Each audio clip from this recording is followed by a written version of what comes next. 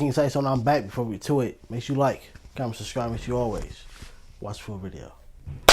Man, what's up, everybody? Welcome back to another episode of EOS. It's 1090 Jake, man. I'm rocking with y'all rocking with me. And for this video, we're going to be speaking on the federal Rico targeting one of Boston's oldest gangs coming out of the Heat Street projects. This morning, nearly 24 members and associates of the Heat Street gang were arrested, and several other individuals who are in state and federal custody have now been charged in federal court with new offenses. Over 60 firearms were seized in the course of this investigation. The defendants charged in the racketeering conspiracy have been alleged to have been involved in 3 separate murders and multiple shootings. Nigga, I'll burn you, nigga. I'll burn you, nigga. He's me. He's me. He's me. They carried high-powered weapons. They made gang signs and mocked gang rivals. These defendants also produced music videos to allegedly promote themselves and denigrate rival gangs. Art 1, Skulls got stood over and got scorched. Art 2, Dre got blown out of his forces. In some videos they bragged, as the documents allege, about murders the gang had committed. One line from a rap video allegedly talked about victims of the gang violence. And it says, and I quote, "I can say the names, but I might make the feds come for us." I can say their name, but I might make the feds come for us. Hold on, wait, somebody pick J Money's cousin up. Well, the feds have come for you. With Rico indictments becoming the biggest threat to hip-hop, the feds have targeted and taken down one of Boston's rising rappers with alleged ties to one of Boston's oldest and deadliest gangs. February 14th, 2024, the feds announced 41 members of the... See, people, like, bruh, you gotta learn from other people's mistakes. To the upcoming rappers, please take notes. If you are not taking notes, when you get locked up, I'm not gonna hope you don't get locked up, but if that happens, don't blame nobody but yourself.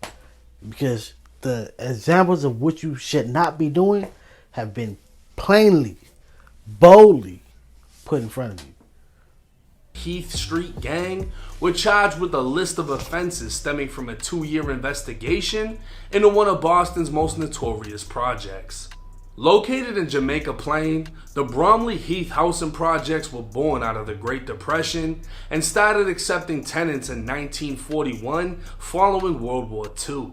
A 4-bedroom unit with utilities included went for just $18 at the time, which equals out to just under $400 in today's currency. The majority of families were poor, as many servicemen were now returning from the war, reuniting with their young families. At the same time, many black Americans fled poverty and discrimination in the South, migrating north for a better life. It wasn't until the mid-50s when black families started moving into the unwelcoming white projects, and as the years went on, the white population within Heath Street rapidly declined. During the 60s and 70s, Cubans, Puerto Ricans, and other Latin immigrants would make Boston their home, while the white population dropped by over 200,000 people. Damn. White families were now fleeing the inner city in what was known as white flight. Racism and forced integration were believed by many to be the cause, while some white families claimed to be fleeing rising crime while seeking peace in the suburbs. Either way, what was left was the diverse but territorial 1980s. While gangs like the Crips and Bloods fought through Los Angeles and the Latin Kings battled the Gangster Disciples in Chicago, Boston would form its own gang culture in the 80s based off the streets, hoods, and projects within the city. By the 90s, Boston's murder rate was at its highest, and while many things changed over the next 30 years, the gangs remained the same. This gang phenomenon's just been in Boston these last 5 years. Instead of Bloods and Crips like in LA, the kids here go for pro sports teams. The Raiders, the Blackhawks, the Trailblazers. The Trailblazers' turf is Orchard Park. Like my man LMLJ said, straight out of Boston, but from OP, there's only one way, and that's to come out strong, nice and long, like the boat clown, rolling through Dudley, making a piss stop. The thing that makes this extra sad is, like, as human beings, like, we every single day, every generation that comes in, we find something to use to separate us. Every single time, bro. Find something to separate us. Every single time. And now, like, not to be on some super woke stuff, but, bro, like, coming, like, you know, how life is going, how technology is going with the AI stuff, we gotta start breaking some of them down. Because think about, like, the playing, look, humans, we got we make up a million things that separate us. When it comes to AI, it's not gonna be nothing that's gonna separate them. If they want to be like, we gotta take over, they can easily unify, no hesitation. One stroke of a key or one like that, it's over. Us, no, we got too many things that separate us to be bringing in something that can easily take over, bro. Like, people, science. That's why I say science. Science has great things in its life. Cause without it, we wouldn't be as far. Probably wouldn't even be here. But it is something that just don't need to be created. And AI is for sure one of them things. The Heath Street Projects, more commonly known as Heat Street, would take on the Miami Heat as a representation of the projects. Less than 5 minutes away in the rival Mission Hill Projects, they'd rep the University of Michigan with the M for Mission. See, Boston never became influenced by a bandana.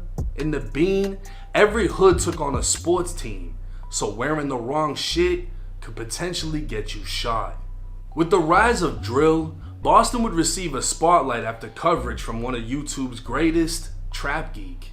In just under 13 minutes, many across the country would be exposed for the first time to the streets of Boston and the murders behind the lyrics of one of Boston's rising rap groups, HSM, or Headshot Mafia. The rap group operated under the gang NOB, an acronym for Norton, Olney, and Berry, 3 streets in the infamous neighborhood of Dorchester. 31 members would be indicted, and HSM's biggest rappers, G Fredo and 7981 Cal, are currently serving time in federal prison. But this was only one group in one neighborhood of the city. Less than 15 minutes away in Jamaica Plain, another young rapper was making noise in the booth and in the streets. Back in the Heat Street Projects, Y Jizzle was becoming the new face of Boston drill. His music was giving the energy the city wanted, but his lyrics were catching the attention of law enforcement. Jizzle would speak on his upbringing on the BNF podcast as he described getting arrested at only 15 years old for 3 attempted murders. Damn, boy. Bro, I've been going to just since 12 since DYS, bro. I ain't never cried, bro. I charge it to the game, bro. You feel me? If I did something wrong, I fucked it up, bro. You feel me? You never had a nigga put you in jail before? A nigga tell on you? I was 15. I got booked for attempted murder, 3 counts of attempted murder. I came home when I was 18. Following his incarceration would come the death of Y Jizzle's father. On September 29th, 2017, Maurice Lyons had just left work and was going to get food. He'd only made it a few steps when he was gunned down by the intersection of Washington and Park Street in Dorchester. It was just before 8 p.m. on a Friday night, and as the ambulance rushed him through the city, he'd be pronounced dead at Boston Medical Center. How did your father pass, if you don't mind me? He got shot, he got killed. He got killed, okay. So they locked me up just because my father died 3 days after. Feel me? So I had to go to the funeral and shot. What was the charge? They can't lock you up just for locking you up. DYS could pull you in. They pull you in. Revocation, you feel me, for safety. All right, They put me in for safety, you feel me? That's what they pulled me in for safety. So my father died, the next day they threw a warrant out on me. You feel me? And they came and got me 2 days later for safety. So you couldn't attend the funeral? So I attended the funeral from DYS brought me in shackles and cuffs. So before everybody got there, I was the first one there. See my pops in shackles and cuffs for 15 minutes. And went right back to the unit. That's different. Damn. His father, who went by the name Morty Six, was also a rapper and from another notorious area known as H Block. Located in the Roxbury neighborhood, H Block is named after the multiple streets that surround Humboldt Ave, where damn near every street starts with an H. H Block is also one of the main rivals of the Heat Street projects, but it wouldn't affect the father-son relationship between Morty and Jizzle, aside from Jizzle's ops being present at the funeral. Why Jizzle would openly diss H Block? HBK and all that? No. Stuff on the red. Fuck it. We don't give a fuck. We going through H Block, you guys, and we fucking hate them bitch ass niggas. Them niggas is hoes. Don't think I'm lying. Niggas is fucking bitch, nigga. We got fucking H Block. And I'm respectfully HBK. I'm respectfully HBK. He sound like Bobby Smurder, bro. That's crazy. He sound like Bobby Smurder. But this is pure example of self-snitching, my boy. What are you doing? You a bitch, nigga. I'm respectfully HBK. Nigga, I'll burn you, nigga. I'll burn you, nigga. Fuck. You a bitch, nigga. And even then, Jizzle's biggest threat didn't come from dissing ops. It's when he mentioned the feds. A federal indictment would reveal multiple Heat Street members, with Y Jizzle's name at the top of the list, as they were now accused of being leaders, members, and associates of an organization that committed murder, robberies, fraud, trafficking, and racketeering. Y Jizzle would face drug conspiracy violations from fentanyl and marijuana, along with possessing a firearm in furtherance of a drug trafficking crime. In multiple arrests, law enforcement were able to recover drugs, guns, and ammo off Jizzle, including a 9mm Beretta and a 9mm P80, more commonly known as a ghost gun, which all will be forfeited to the feds. Back in February of 2021, it was 6 a.m. as Boston SWAT executed a search warrant on a triple-decker in Dorchester. According to probation, this was Jizzle's listed residence while on pretrial release for a state case. Before entering the home, officers witnessed a male come to the window with an object in hand. When an officer flashed a light at the window, the male backed away and out of view. Entering the home, officers found Jizzle along with 3 females, one of which he was in a relationship with. Within the room, they saw Jizzle in the window. They recovered a loaded 9mm Beretta under the couch. Within his bedroom, they'd find 19 blue pills marked M on one side and 30 on the other, along with plastic baggies containing an off-white substance. The pills tested positively for fentanyl. Arrested by Boston police and eventually released, investigators would find that only months later Jizzle was posting pills to social media on multiple occasions, showing he was distributing fentanyl over an extended period of time. On October 28, 2021, Massachusetts state troopers were conducting surveillance on Jizzle in Somerville, a city just outside of Boston. They had an arrest warrant and at 7:05 p.m. observed their target with another male as they walked towards a black Jeep registered to an associate of the Heat Street gang. Now driving the vehicle, they'd make an abrupt U-turn before parking in a bike lane when state troopers activated their lights. A search of the Jeep would recover a 9mm P80 along with 117 designer bags of marijuana and over $7,000. These 2 arrests would be enough for the feds to tie Y Jizzle into the Heat Street Rico. Now while Heat Street has warred with H Block for 40 plus years, Heat Street is said to have a major division within its own hood. Trotty, as in Trotty Y Jizzle, would be the rap group with members like Trotty Moolah, Trotty J, etc. These were the younger guys in the projects, while the older members strictly claimed heat. It's been said tempers flared between the generations for a while, and the same can be said for many of the hoods in Boston. But for Heat, a division was born in 2020. Officers responded at 950 Parker Street around 6:50 p.m., finding a man suffering from gunshots. 45-year-old Augusta Carter was transported to a local hospital where he was pronounced dead. Just 2 days later, Mass State Police arrested 26-year-old Umari Buffett on a murder warrant. It's alleged that Gus was standing with a group of people in the project courtyard when Umari walked up, firing multiple times before standing over Gus's body and firing into him 2 more times. Umari would be identified by surveillance cameras as well as witness interviews, and Umari, who is more commonly known by his nickname U-Haul, would be later mentioned in a song by Trotty Moolah titled Free U-Haul. Luckily for Heath Street, no murders or shootings were actually included in the indictment, but that doesn't mean this case will be sweet. 25-year-old Y Jizzle faces up to a life sentence just for possession of a firearm in furtherance of a drug trafficking crime, and he still has 3 charges on top of that. A plea deal can be expected soon, as with all Fed cases, and the fact that trial would end with a life sentence if things go all the way wrong. That's Looking into Y Jizzle's boy. criminal history, he'd been caught with 3 different guns in the past. So a prison sentence will more than likely land Jizzle at a medium security prison, if not a United States penitentiary, which are the deadliest in the federal prison system. With Heath Street taking a major loss, the city of Boston is still waiting for a rapper to break through into the industry and put the city on the map. The question is, will they last long enough to rise, or will the feds take them down? Now, as we've seen, how you gonna have somebody rise to the top if it's, again, like I was just saying with the separation thing, if you got a small city and you got all these different little sections, they all beefing with each other.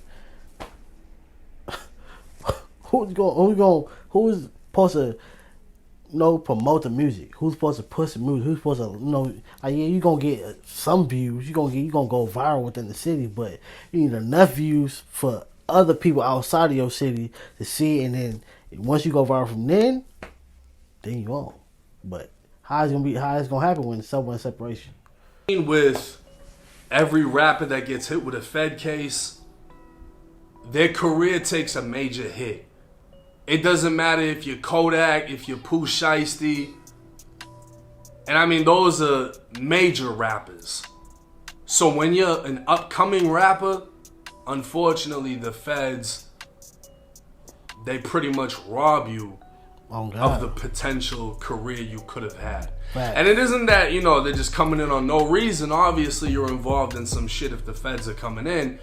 But the feds are career killers.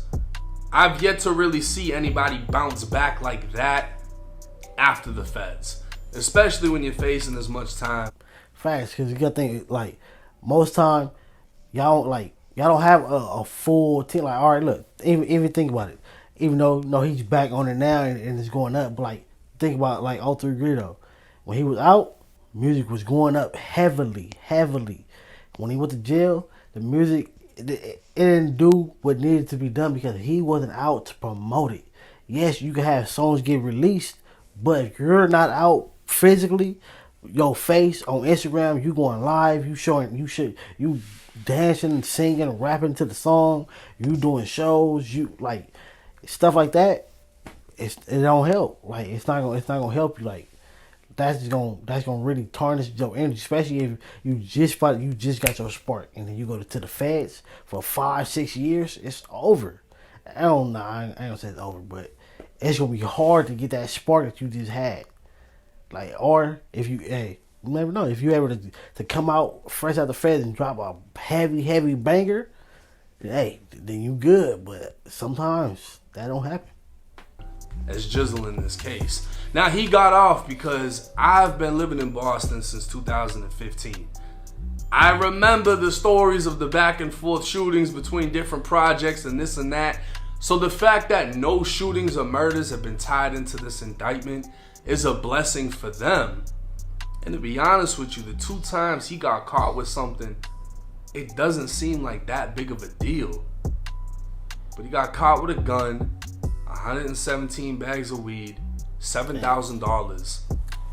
That's enough on top of the other gun and the little fake perks. That right there, indicted. Gang indictment. Oh, he's a part of that gang. He's a part of that projects and he's doing this. And that's the crazy power behind a federal indictment. Jizzle didn't have to be doing none of that shit with anybody else. He's doing it on his own. But because he's a part of that project, he claims that project is moving like a gang in the eyes of the feds, They were able to wrap up 41 going with 'em. people in that one indictment and say, hey, we don't give a fuck if you were making money with them. They're repping the same shit as you. All of y'all are going down for racketeering. Now it's wild because That's crazy. Millie's actually mentioned why jizzled at me before. Like, yo, you should check him out, And I never really looked into him until I heard his name pop up when this indictment hit. He could rap. Thing is, a lot of what he's rapping about is disrespectful, and it leads to certain things, as we all know. But he definitely had some shit. He definitely had potential. He was making good music. I don't know how this case is gonna end. Hopefully for him, he gets a plea deal that isn't too much, but at the same time, he's facing a lot of time. But let me know y'all's thoughts and comments in the comment section. Make sure to my upcoming rappers, leave the distraction alone, man. It's gonna get you something, but it's not gonna, in the end, it's not gonna get you what you really want. And that's a record deal, and it ain't even gotta be you fully signed. It could just be a distribution deal, but it don't get in the way, bro. Catch you next one.